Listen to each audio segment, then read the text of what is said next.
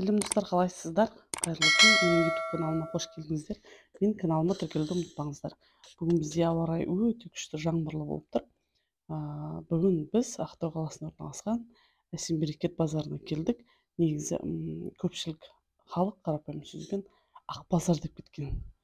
Негізі бұл жерде көбіне құдалыққа, қызға жүк бергенде, бесік той деген сияқты сондай мерекелік шараларға көбіне осы жерге келіп алады оптом.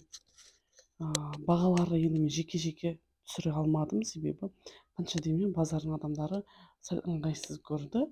Біз енді сәл камераға сәл үйреніспеген көп біздің қазақтар әлі.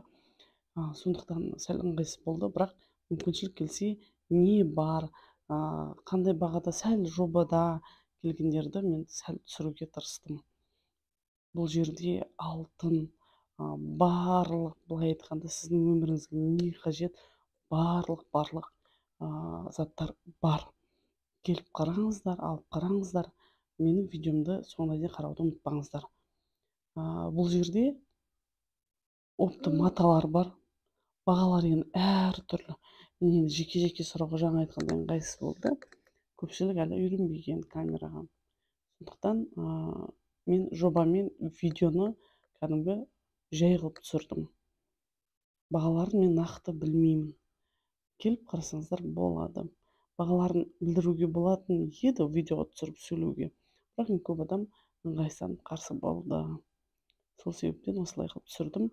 Бұл жерде бәрі бар. Қазір соңғы жағына қарай музыка қосамын. Музыкамен бірге қарасаңыздар болады видеомды соңына дейін. Ал достар, видеомды соңына дейін қарап, лайк басуды ұмытпаңыздар.